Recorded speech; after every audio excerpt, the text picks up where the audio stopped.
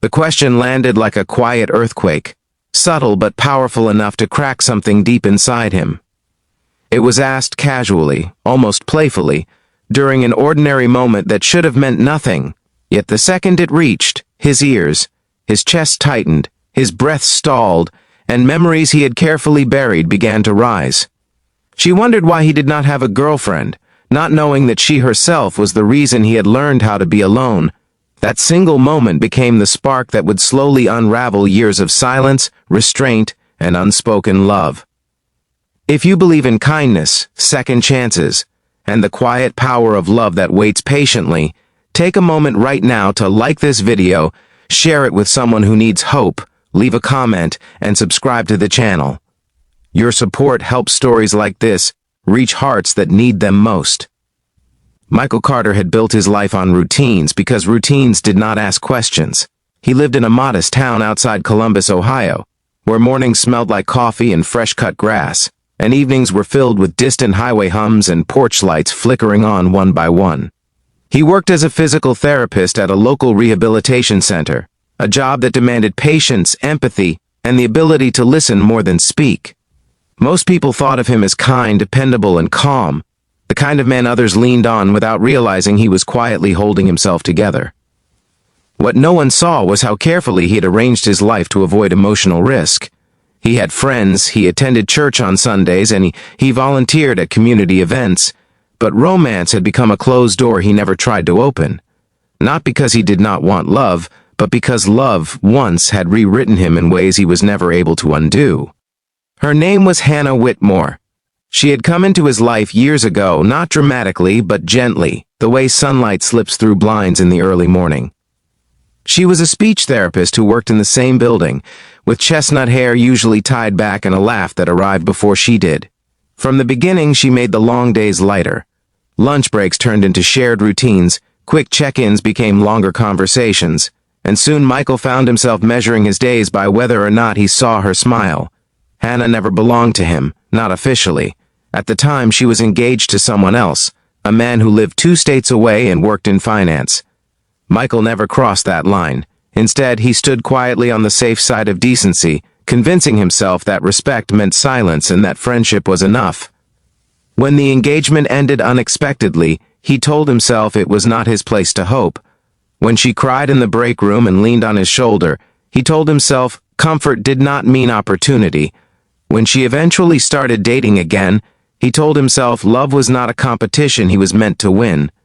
Years passed, and life shifted.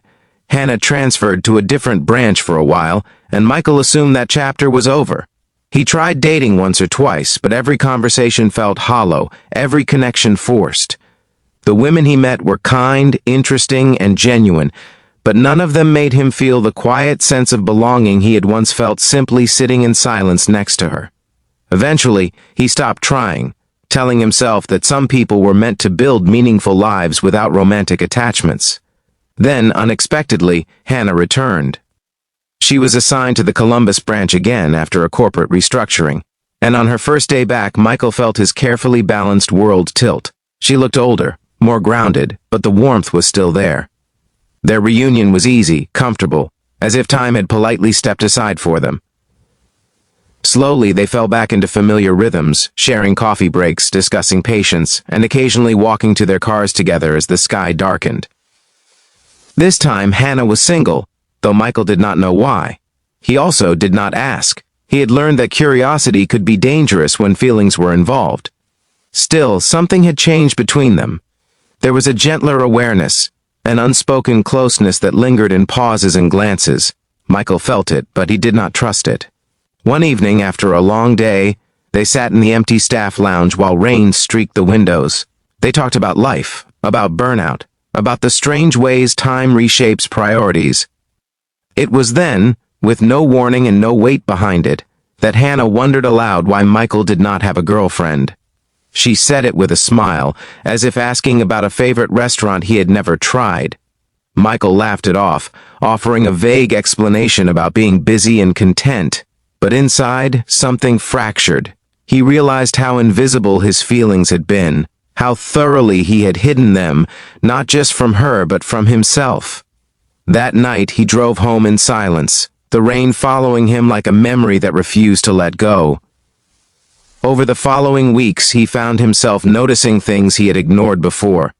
The way Hannah listened with her whole body, the way she lingered after conversations, as if reluctant to leave, the way she asked about his childhood, his parents, his faith.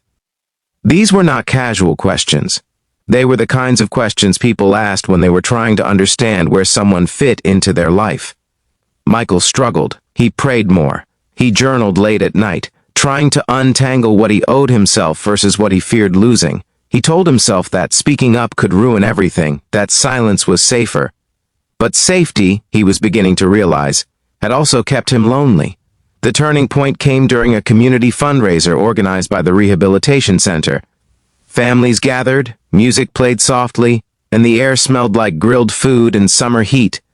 Michael watched Hannah laughing with the patient's children, kneeling to their level, fully present.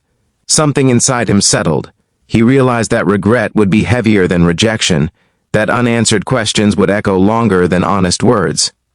A few days later, they walked together through a quiet park near the clinic after work. The trees were beginning to change color, leaves drifting down like reminders that seasons were not meant to last forever. Michael felt his heart race, but his voice stayed steady as he finally allowed himself to be real. He shared how he had once chosen silence out of respect, how feelings had grown quietly, how he had convinced himself that friendship was enough even when it was not.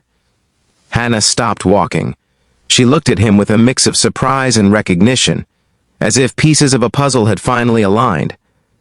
She admitted that she had wondered for years why he never crossed that line, why he always stayed just out of reach. She confessed that his consistency, his kindness, and his presence had been the standard she unknowingly measured others against. What followed was not dramatic. There were no grand gestures, no sudden declarations. Instead, there was relief, honesty, and the soft realization that love did not always announce itself loudly. Sometimes, it waited patiently for courage. Their relationship unfolded slowly, rooted in trust and years of understanding. They learned each other not as strangers, but as people who had already shared seasons of life. Michael found himself smiling more, sleeping better, and believing again in futures he had quietly abandoned. Near the end of the year, as snow dusted the sidewalks and lights glowed in windows, Hannah repeated the question that had once shaken him, this time with understanding rather than curiosity. And Michael, finally free from silence, answered with the truth, knowing that the reason had been standing beside him all along. If this story touched your heart, reminded you of someone you never told, or gave you the courage to believe in second chances, please take a moment to like the video, share it, and subscribe. Your engagement helps stories like this continue to be told. Before the video ends, leave a comment sharing whether you believe some love stories are meant to wait.